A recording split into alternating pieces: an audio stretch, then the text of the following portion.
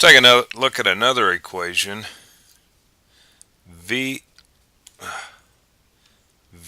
is equal to L times W times H. And you should try making up some of your own equations. Let's solve. What do we want to solve for? Solve for W? Solve for W in this equation. Solve for W. How are we going to do that?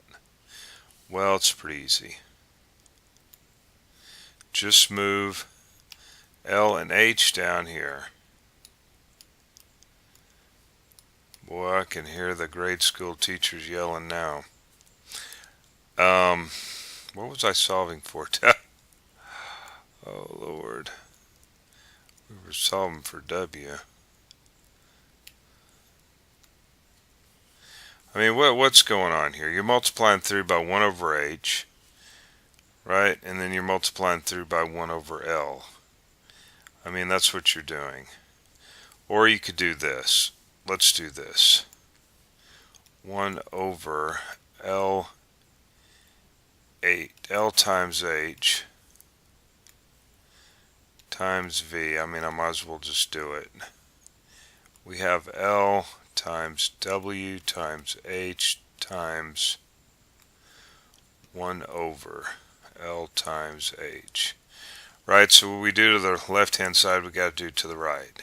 And so what happens here, these guys are going to cancel out, right? Because technically that's L. Whoa. I meant these two are going to cancel out, not your W. Not your W. Because really what we got is LH over LH. And L times H over L times H is just 1. Alright, so, but at this point in time, you should just be looking at this and moving it diagonally down below. Alright. What do we got going on? Oh, let me just say something about this.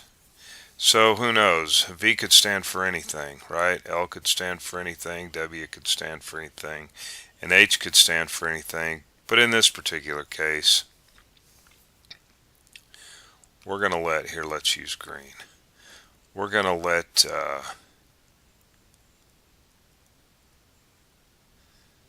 V stand for volume, right? Volume of a box, okay? Of a rectangular three-dimensional solid, something like that.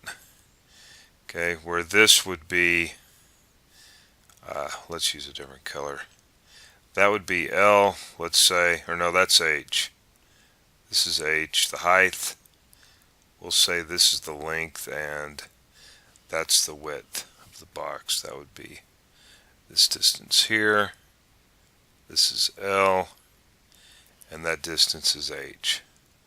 Okay, so we could say that this equation, this literal equation, let's say, represents the volume, calculating the volume of a box. Alright, calculating the volume of a box. Let's take a look at another one. I think we still got some time. One that's actually got some numbers involved. Let's go ahead and clear the screen. Let's do that. Take 2 seconds to do that. Okay. Alright, here's one that's useful.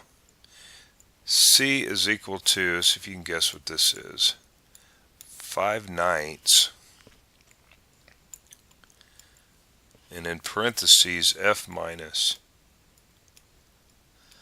32. Okay, unless we actually say what C and F represent, then this could be anything, right? Well, F represents the Fahrenheit temperature measured in Fahrenheit, and this is the relationship between Celsius, the temperature measured in Celsius, how it's related to the temperature measured in Fahrenheit. So this is, right, this equation shows their relationship. Let's say, for example, we want to solve for C. Let's solve for C. Or we already solved for C. We already solved for C. Let's solve for F. Maybe that's what I meant to say. Thinking of too many things at one time. Let's solve for F in this problem. So what we're going to want to do is multiply both sides by the reciprocal of 9/5. So that means it's going to be 9 over 5 times C is equal to that reciprocal 9/5 times 5/9 F minus 32. All right. So what do we got? Well, these are going to cancel out. Okay, and we're going to be left with 9/5 C is equal to F minus 32. What do we do with that 32? Well, we add 32 to both sides, right? But, or think about it, just taking it directly over.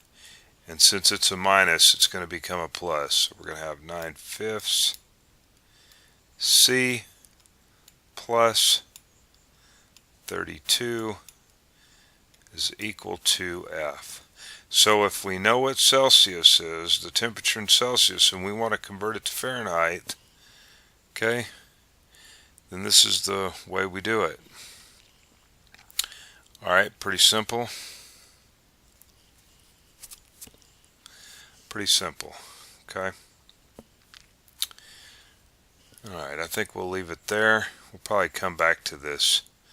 We're going to come back to this at some point. Now, in the next algebra course, we don't do it in this one, we could. I call it the college algebra course, but I mean it's just high school algebra, but it's on a college algebra level. If you're given two coordinates, we can derive up this equation. We'll talk about that in the next course. Okay, see you in the next problem.